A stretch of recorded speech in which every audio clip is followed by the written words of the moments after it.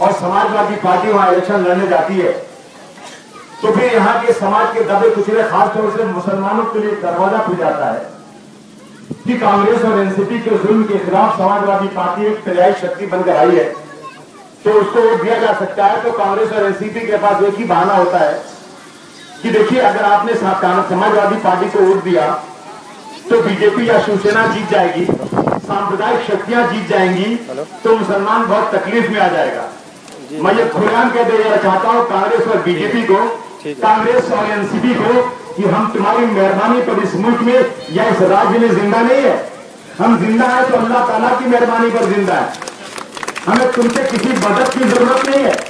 हम तुम्हारे सामने हाथ फैलाकर बीजेपी और शिवसेना से बचने के लिए कभी मदद मांगने नहीं आएंगे। याद रखना, हम अगर तुम्हारे सामने कभी आएंगे तो इंसाफ मांगने आएंगे। इंसाफ हमने कुर्सी पर बिठाया। एनसीपी के जब जीत कर यहां से आए हुए हैं, महाराष्ट्र में कांग्रेस और एनसीपी की सरकार है, आने वाली नहीं है कि जीत जाएगी तो आ जाएगी तो ये बहुत बड़ा कुछ तीर मार देंगे। सरकार चल रही है, अब की बार भी नहीं, पिछली बार भी थी और अब की बार भी है। मुहासबा कीजिए, इसका मुहासबा कीजिए, इस पे चर्चा कीजिए कि कांग्रेस और एनसीपी की सरकार ने पिछले कई सालों से सरकार इनकी चल रही है, कई टर्म से चल रही, इन्होंने क्या किया समाज के लिए। अगर मैं किसानों की बात करूं तो याद रखिए, आज किसान महाराष्ट्र में कई जगहों पर आत्महत्या कर रहा है। अगर रिकॉर्ड उठाकर देखा जाए तो रोजाना प्रत्येक दिन कहीं न कहीं किसान आत्महत्या कर रहा है। और ये मोटी चमड़ी की सरकार, गेंडे की चमड़ी वाली सरकार, इसको कुछ फर्क नहीं पड़ता। हमारे यहाँ यूपी में एक मसल है कि भैंस के आगे बीन बजाओ, भैंस बग्घी पहुरावे, कोई भी बोले उनको कोई फर्क नहीं पड़ता। मगर याद रखिए दोस्तों, इसी देश में उत्तर प्रदेश में समाजवादी पार्टी की सरकार बनी है। वो प्रदेश जहां के लोग मुंबई और महाराष्ट्र में, हिंदुस्तान के छोटे बड़े शहरों में आकर सड़कों पर मजदूरों का काम करके 30 तारीख को अपने बूढ़े माँ बाप को, अपनी जवान बीवी को, बच्चों को गांव में पैसा यहां से कमा के भेजते हैं। वो प्रदेश पिछड़ा हुआ है। महाराष्ट्र और मुंबई तो इस देश की आर्थिक राजधानी है, मगर शर्म आना चाहिए शरद पवार साहब तुमको। पहले तो मेरी राय है, आप कृषि मंत्री का पद छोड़ दीजिए, क्योंकि आपको कृषि से कम और क्रिकेट से ज्यादा मोहब्बत है।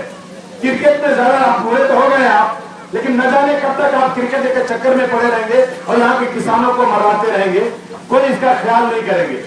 उत्तर प्रदेश में समाजवादी पार्टी की सरकार आई है, यकीन जानिए। मैं आपको बता दूं कि यूपी में समाजवादी पार्टी ने यह तय किया है कि हम किसानों की फसल में जो खर्च होता है, पानी, बिजली, बीज, मजदूरी, ये सारी चीजों को जोड़ेंगे, कमीशन उठाएंगे कि अगर इस फसल में किसान की पैदावार के लिए 10,000 रुपए खर्चा होते हैं, तो समाजवादी पार्टी की यूपी की सरकार ने ऐलान किया है कि उसी फसल को जो 10,000 में खर्च होता है, उसको 15,000 में उत्तर प्रदेश की सरकार खुद खरीद लेगी।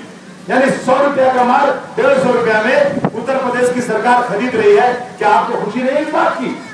ये ऐलान हो चुका है, इसलिए हम आपके बीच में जल कर आए। किसान परेशान, नौजवान मुसलमान परेशान।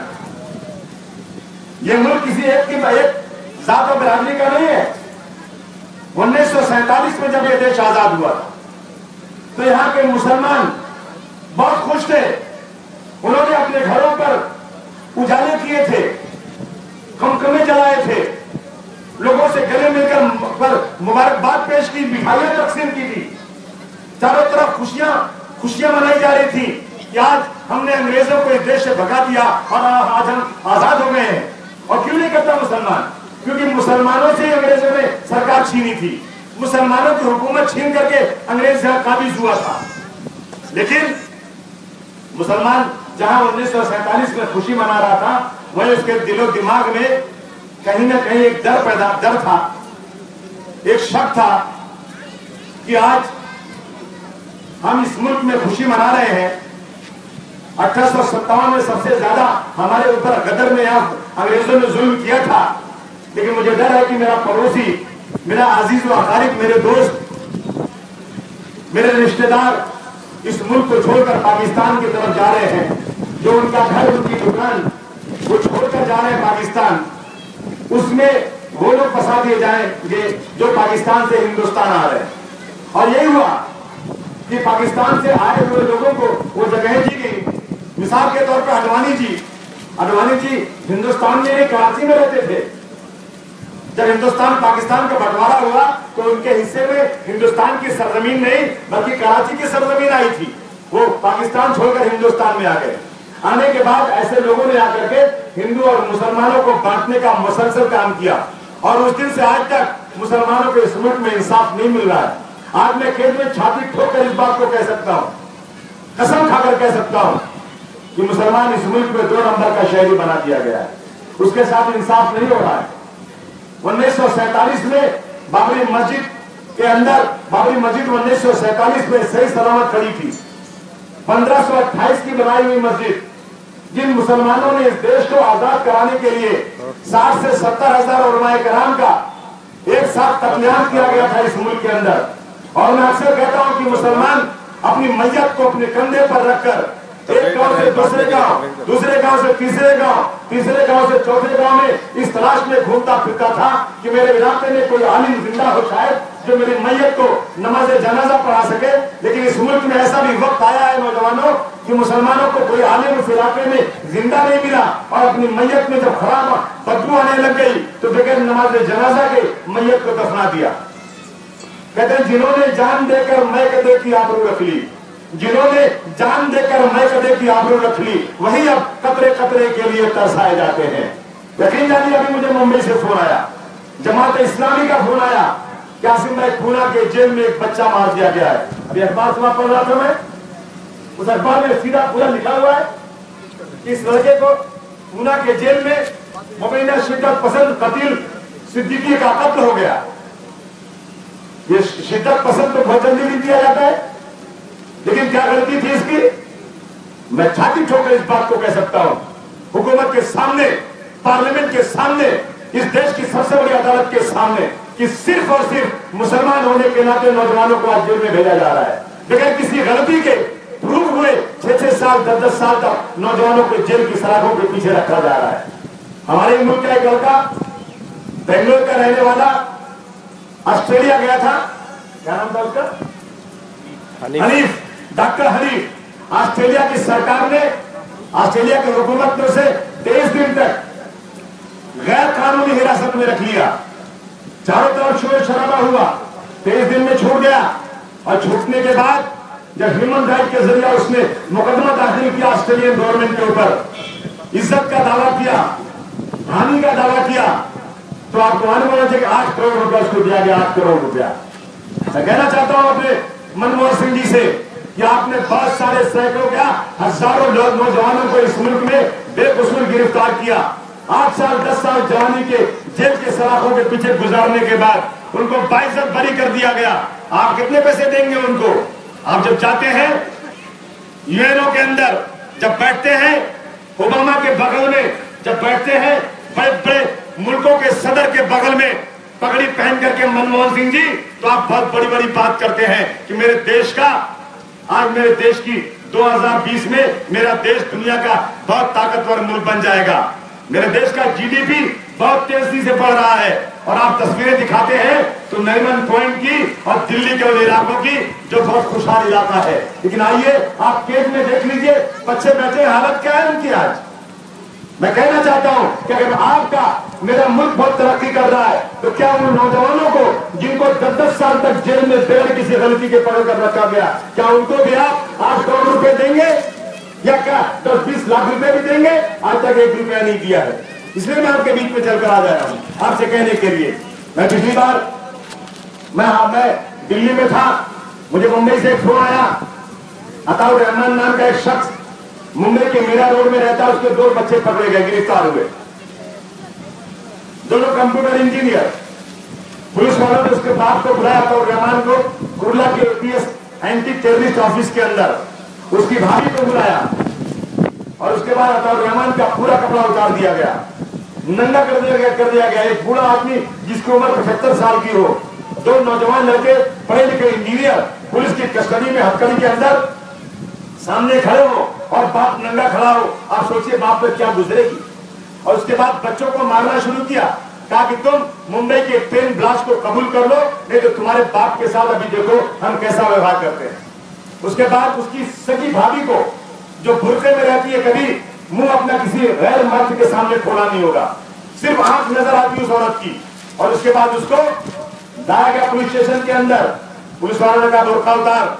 उसने कहा हम अपने गैर मर्द के सामने बुर्का नहीं उतार सकते। उसके बुर्के को हाथ से खींचा गया, पैर से बुर्के को रौंद करके फेंक दिया गया और उसकी बेइज्जती वहां की गई। जब मुझे मालूम हुआ, मैंने मुंबई फोन किया और उस लड़की को और उसके ससुर को, दोनों को दिल्ली बुलाया, दोनों को पार्लियामेंट में लेकर गया, 35 से 40 एमपीज के सामने उनको खड़ा कर दिया। और आज वही जो उत्तर प्रदेश के चीफ सेक्रेटरी है जावेद उस्मानी, वही ज्वाइंट सेक्रेटरी थे प्राइम मिनिस्टर के, उन्होंने कहा, प्राइम मिनिस्टर ने सारी बात सुना 35 एमपीज के सामने और ये वादा किया कि मैं महाराष्ट्र गवर्नमेंट के सामने ये बात करके और उन पुलिस वालों को सजा दिलवाऊंगा और उसके खिलाफ सख्त कार्रवाई करूंगा।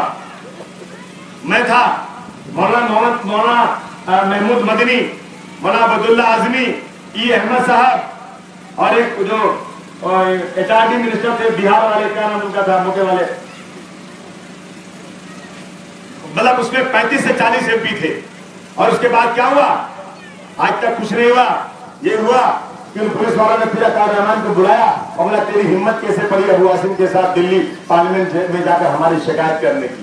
दूसरी तरफ आपने देखा होगा मुंबई का वो ऑफिसर जो मार दिया गया, क्या नाम था, हेमंत करकरे ने जब अभिनव भारत की उस प्रज्ञा सिंह ठाकुर को, पांडे को, पुरोहित को गिरफ्तार किया, मुंबई से बाल ठाकरे बोला, दिल्ली से नरेंद्र मोदी बोला, दिल्ली से अडवाणी बोला, गुजरात से नरेंद्र मोदी बोला कि सरकार ये हिंदुओं को बदनाम कर रही है, हिंदू संगठनों को बदनाम कर रही है। और उसके बाद मैंने सुना था स्टेटमेंट, प्रधानमंत्री मनमोहन सिंह ने हेमंत करकरे को दिल्ली बुलाया और कहा कि तुमने किस बेस पर इनको गिरफ्तार किया है, तुम आकर के इस देश के सिक्योरिटी के इंचार्ज एमके नारायणन को तुम आकर ब्रीफिंग करो। मैं ट्रेन में आ रहा था, मैंने वो अखबार खुदा की कसम पढ़ा था, जिस अखबार में हेमंत करकरे ने रोते हुए कहा था कि मैंने इंसाफ किया है तो मुझे दिल्ली बुला करके मुझे अपमानित किया जा रहा है। कौन कर रहा है? हमारे प्रधानमंत्री जी कर रहे हैं। जब मैं 35 एमपी को ले जाकर 35 एमपी के सामने उस खातून को और उस बूढ़े आदमी को ले गया तो आज तक पुलिस से कोई कार्रवाई नहीं किया। और जब बाल ठाकरे बोलता है, जब अडवाणी और नरेंद्र मोदी बोलता है तो प्रधानमंत्री भी हिल जाते हैं। इसलिए मैं आपके पास आया हूं आज आपसे कहने के लिए। मैं भी पार्लियामेंट के अंदर था, असेंबली में था महाराष्ट्र की, 2.5 साल से महाराष्ट्र की असेंबली में बैठा हुआ। जब पहली बार बजट आया तो मैंने देखा कि ये मुसलमानों को क्या दे रहे हैं। यकीन जाना दोस्तों, जब इन्होंने बजट दिया तो मुसलमानों को सिर्फ 240 करोड़ रुपया, माइनॉरिटी को, मुसलमान को नहीं, 240 करोड़। और मैंने जिनकी तादाद इस महाराष्ट्र में 25% है उनको आप 240 करोड़ का बजट दे रहे हो, लेकिन जिनकी तादाद इसी महाराष्ट्र में 35% है उनको आप 8,000 करोड़ का बजट दे रहे हो। मैंने बहुत बहस किया, कोई सुनने को तैयार नहीं। मैं आगे बड़ा बजट पढ़ रहा था मैं, इन्होंने महाराष्ट्र में जो मंदिरें हैं, जो इबादत गाहें हैं, मुझे खुशी है कि अगर किसी मंदिर को सरकार फंड देकर के टूरिज्म को बढ़ावा देती है। मैंने इतनी तालियां बजाई कि मेरा हाथ सूझ गया। इन्होंने आज 3,800 करोड़ रुपया उन मंदिरों को, उन पूजा स्थलों को दिया जो गैर मुस्लिमों के लिए है। मैंने तालियां बजाया, 3,800 या 8,800 करोड़ दे दीजिए, मुझे खुशी है। लेकिन आज जो आगे बढ़ा कि मुसलमानों की दरगाहों को, मुसलमानों के टूरिज्म के स्थानों को कितना पैसा देंगे, तो 1 रुपया नहीं दिया, खुदा की कसम। मैंने पूछा उसी वक्त असेंबली के अंदर वित्त मंत्री से, वजीर आला से कि मुझे बताइए कि मुंबई में शहर के अंदर ही हाजी अली की दरगाह है, अगर हाजी अली की दरगाह के लोग 300 करोड़ रुपया अपना खुद दरगाह का रख के उस दरगाह को बनाना चाहते हैं तो सरकार उसको समुद्र के अंदर है और उसको जो है अलंगा लगाकर उसके काम को रोकने की कोशिश करती है। मैंने कहा आप थोड़ा पैसा उसको भी दे दीजिए ना, वहां भी बहुत टूरिस्ट आते हैं और सरकार का फायदा होगा। और आगे बढ़िए, माहिम के अंदर मखदूम माहिमी दरगाह है, बहुत सारे हिंदू और मुसलमानों को अकीदत है उससे, वहां जाते हैं, उनको भी कुछ पैसे दे दीजिए, का 1 रुपए नहीं देंगे। मैं और आगे आया, औरंगाबाद के अंदर बहुत ज्यादा हिस्टोरिकल प्लेसेस हैं, जाइए दौलताबाद में औरंगजेब रहमतुल्लाह अलैह का किला है, वहां पे कुछ टूरिज्म के लिए पैसे दे दीजिए, बहुत लोग आते हैं, पड़ जाएगा, कहा नहीं देंगे। आप खुलदाबाद में जाइए, औरंगजेब रहमतुल्लाह अलैह की वहां बाजार है, वहां बहुत मेला लगता है, लोग आते हैं, उसको बनाने के लिए वहां भी कुछ गेस्ट हाउस बनाइए, कुछ टूरिज्म का काम कीजिए, 1 रुपया नहीं देंगे। तो हमारा वोट लेंगे आप और हमें 1 रुपया भी नहीं देंगे आप, एक पैसा नहीं दिया गया। इसलिए हम आपके बीच में चलकर आपसे कहने आए हैं, आज महाराष्ट्र की सरकार, कांग्रेस और एनसीपी की सरकार, इन्होंने मुसलमानों के लिए एक मंत्री बना दिया है, माइनॉरिटी कोटे से अंदर माइनॉरिटी वेलफेयर का मिनिस्टर, जिसका नाम है आरिफ नसीम खान साहब। मैं उनसे पूछना चाहता हूं कि क्या हज जो हज करने जाते हैं, हज मिनिस्ट्री माइनॉरिटी में नहीं आती क्या? आप हज का चेयरमैन कौन है? 2.5 साल हो गए सरकार को बंद करके। मुझे यहाँ केस के मुसलमानों से पूछना चाहता हूँ कि हज का चेयरमैन कौन है? हज कमेटी का कोई आज तक चेयरमैन नहीं बनाया गया। मैं और आगे जाता हूँ, मैं देखता हूँ कि उर्दू जबान इसी महाराष्ट्र के दक्कन के आज 22 जिला महाराष्ट्र में शामिल हो चुका है। इसी दक्कन से सबसे पहला शायर दक्कन में पैदा हुआ उर्दू का। आपने मराठी जबान के लिए 18 करोड़ रुपया दिया, मैंने तालियां बजाया। आपने हिंदी जबान के लिए 25 करोड़ दिया, 25 लाख दिया, मैंने तालियां बजाया। आपने 25 लाख रुपया उसके लिए दिया, पंजाबी गुजराती के लिए दिया, मैं खुश हुआ। लेकिन उर्दू जबान के लिए कितना दिया आपने? सिर्फ 20 लाख रुपया। और याद रखिए केस के लोगों, आपके बगल में एक स्टेट है आंध्र प्रदेश। आंध्र प्रदेश में उर्दू जबान के लिए 20 करोड़ रुपया का बजट दिया गया है। 20 करोड़ रुपया। महाराष्ट्र में कितना दिया गया है? 20 लाख। आप दिल्ली में जाकर पता लगा लीजिए क्योंकि उर्दू अकेडमी का बजट कितना है। दिल्ली में उर्दू अकेडमी का बजट 10 करोड़ रुपए का है, महाराष्ट्र में कितना है? 20 लाख रुपए का। आप जम्मू कश्मीर जाइए, जम्मू कश्मीर में 25 करोड़ रुपए का बजट है। आप बिहार जाइए, बिहार का बजट 5 करोड़ रुपए का है, महाराष्ट्र का कितना है? 20 लाख रुपए का। मैं और आगे जाता हूँ, केस के लोगों में आपके पास इसलिए चलकर आया हूँ कि मैं आपकी अदालत में अपना फैसला करवाना चाहता हूँ। मुझे बताइए कि माइनॉरिटी कमीशन एक बनाया गया था। माइनॉरिटी कमीशन का ये काम था कि माइनॉरिटी कमीशन का चेयरमैन यहाँ जाएगा महाराष्ट्र के अंदर, जहाँ भी जुल्म जाति मुसलमानों के साथ होगी, उनकी बात सुनेगा, उनको इंसाफ दिलवाएगा। लेकिन राष्ट्रवादी के लोगों ने, कांग्रेस पार्टी के लोगों ने उस कमीशन की पोस्ट को खत्म कर दिया। और आज आप मुझे बताइए कि आपके पास अक़लियती कमीशन का चेयरमैन कौन है? नहीं, खत्म हो गया। एक बनाया गया है यहाँ पर commission, Maulana Azad finance corporation. एक आदमी खड़ा होकर बता दे कि पिछले 1 सालों में 1 रुपया भी किसी को कारोबार के लिए वहां से दिया गया हो। 1 रुपया नहीं दिया गया। क्या हो रहा है?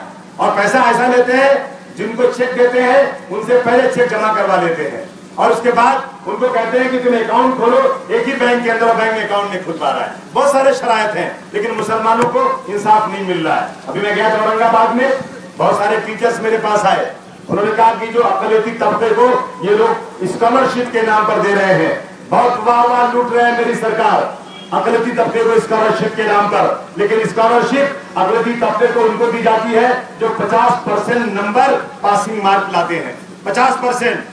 लेकिन दूसरी तरफ एससी और एसटी के लोगों को चाहे कितना भी नंबर हो, उनका कोई हद मुकर्रर नहीं है, कोई भी नंबर मिल जाए उनको फीस, उनको जो स्कॉलरशिप के नाम पर उनके पैसे उनके इंस्टीट्यूशन में, उनके स्कूल में जमा हो जाते हैं। लेकिन माइनॉरिटी का आप अपने पैसे पहले जमा करो और उसके बाद सरकार की मेहरबानी कि उसका कितना हिस्सा वो देगी या नहीं देगी और कब देगी ये भी नहीं मालूम। गलत है कि सही है?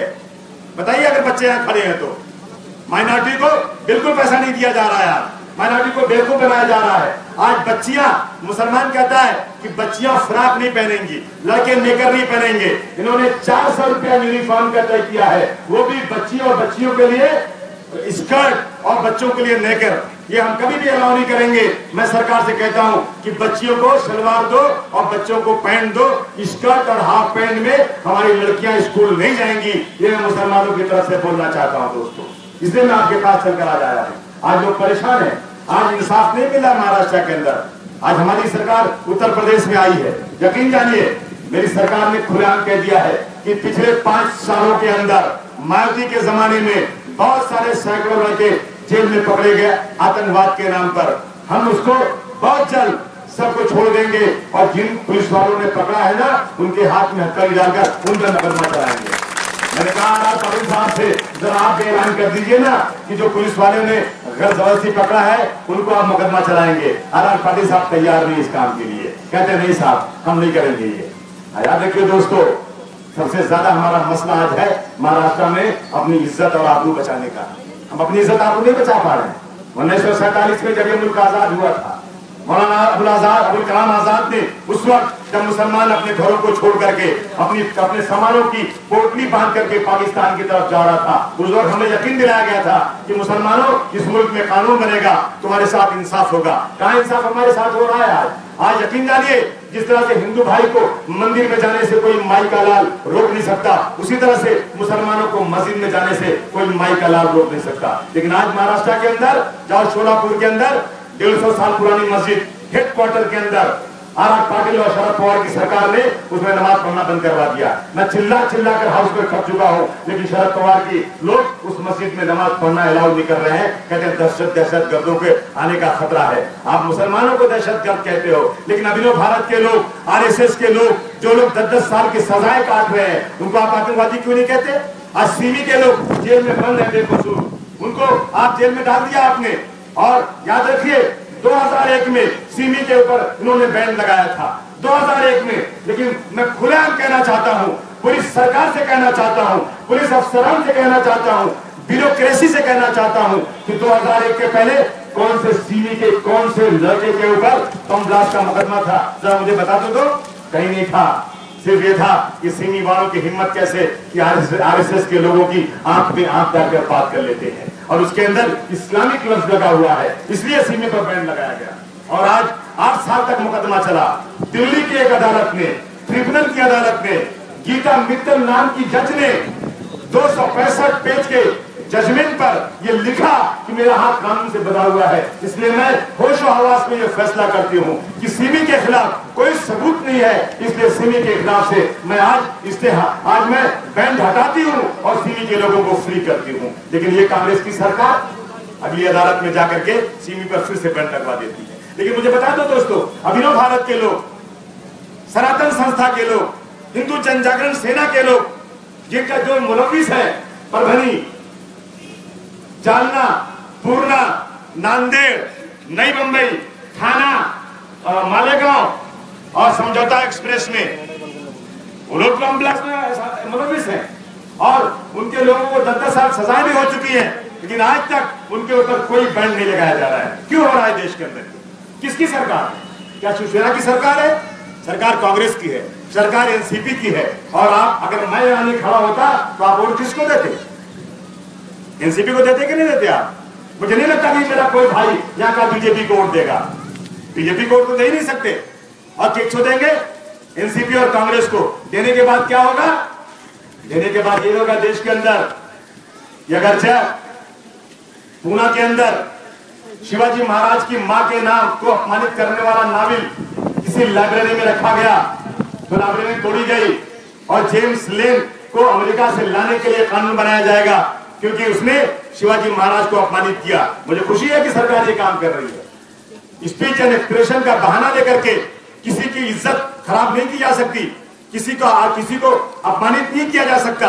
अगर चाहे एमएफ हुसैन वही मूर्तियां जो मंदिरों पर बनी हुई है वो मूर्तियां बना दे तो हिंदू भाई नाराज हो जाए कि हमारे देवी देवताओं को अपमानित किया, तो उस पर मुकदमा हो गया एमएफ हुसैन के ऊपर। वो एमएफ हुसैन जो बहुत बड़ा आर्टिस्ट, जो एमपी था, जो इस देश की नहीं पूरी दुनिया में मशहूर था, लेकिन उसने अगर देवी देवताओं को अपमानित किया तो ये सरकार मुकदमा करेगी और उसको यहां से भागना पड़ा मुल्क छोड़ करके, नहीं तो जेल जाना पड़ता। लेकिन दूसरी तरफ सलमान रुश्दी जो चाहे बोल रहे हैं मुसलमानों के बारे में, और उसे हिंदुस्तान में लाया जाएगा और उस पर मुकदमा नहीं चलाया जाएगा। तस्लीमा नसरीन, जिसने एक बार नहीं सैकड़ों बार शरीयत के बारे में, उम्मुल मोमिनीन के बारे में, हुजूर सल्लल्लाहु अलैहि वसल्लम के बारे में, कुरान के बारे में, हरम शरीफ के बारे में कैसे कैसे बुरे अल्फाज बोले हैं, उसको बांग्लादेश से निकाल दिया गया, लेकिन उसे हिंदुस्तान में और मुंबई में सिक्योरिटी देकर लाया जाता है और उस पर मुकदमा नहीं चलाया जाता। अगर जेम्स लिन को अमेरिका से लाया जाएगा तो याद रखना शरद पवार, अगर जेम्स लिन यहां आएगा जेल में जा सकता है तो तस्लीमा नसरीन और सलमान रुश्दी को भी तुम्हें हाथ में हथकड़ी डालकर जेल में डालना पड़ेगा, तब मैं समझूंगा कि महाराष्ट्र में कानून नाम की कोई चीज है। इसलिए आपके पास चलकर आया हूं दोस्तों, आपसे गुजारिश करने आया हूं कि आप मत सोचिएगा कि कौन जीतेगा कौन हारेगा। मैं लड़ाई बहुत ताकत के साथ लड़ रहा हूं। मेरी 2 साल 6 महीने की सजा हो गई है भाषण करने के ऊपर। मैं आज तक कभी किसी हिंदू के बारे में गलत नहीं बोला, क्योंकि मेरा नेता मुलायम सिंह यादव है। मैं तो हमेशा ये बोलता हूं कि हिंदू और मुसलमान इस देश की हमारा हिंदुस्तान एक खूबसूरत दुल्हन है। हिंदू और मुसलमान 2 खूबसूरत आंखें हैं, अगर एक आंख भी खराब हो गई तो मेरा देश बदसूरत हो जाएगा। और हम तय करें ये हिंदू और मुसलमान इस देश में भाई भाई की तरह से रहेंगे। मैंने कभी भी याद नहीं किया, लेकिन बाल ठाकरे बोलता है, खुलेआम बोलता है। जब मुंबई के थाना में एक बम मारा, एक गडकरी हॉल के अंदर एक बम ब्लास्ट हुआ, तो बाल ठाकरे ने अखबार में एक एडिटोरियल लिखा, क्यों तुम लोगों ने जो बम बनाया ये बड़ा फुसफुसा बम बनाया। अगर तुम इस्लामिक आतंकवादियों की तरह मजबूत बम बनाते, ये हिंदुओं पर न मारने के बजाय उन इलाके में मारते जहां मिनी पाकिस्तान हिंदुस्तान में बोला जाता है, जहां बांग्लादेशी मुसलमान रहते हैं, अगर वहां मारते तो मैं तुम्हारी तारीफ करता और गर्व करता। लेकिन तुमने वो बम हिंदुओं पर मार दिया, इसलिए मुझे अच्छा नहीं लगा। तुमने बड़ा फुसफुसा बम बनाया, तुम बम बनाओ, तुम मजबूत बम बनाओ और हिंदुओं और मुसलमानों पे मारो, इस तरह की चीज बोले, लेकिन उस पर मुकदमा नहीं होगा। मुकदमा किस पे होगा? जो कहता है कि हिंदू और मुसलमान दोनों इस देश की इज्जत आबरू है, दोनों भाई भाई हैं, उसमें मुकदमा होगा। याद रखना केज के लोगों, मैं किसी के बाप से डरता नहीं हूं, डरता हूं तो अल्लाह ताला से डरता हूं जिसके कब्जे में मेरी जान है। और मैं श्री मुलायम सिंह यादव का सिपाही हूं। मैं एक हिंदू नेता की जय जयकार करता हूं कि मेरे नेता ने उत्तर प्रदेश के अंदर, यहां इन्होंने बजट कितना दिया, 240 करोड़ रुपया। माइनॉरिटी को, मुसलमान को नहीं, माइनॉरिटी को 240 करोड़। मेरे नेता ने उत्तर प्रदेश में पहला बजट दिया अभी 10 दिन पहले। कितना दिया मालूम है?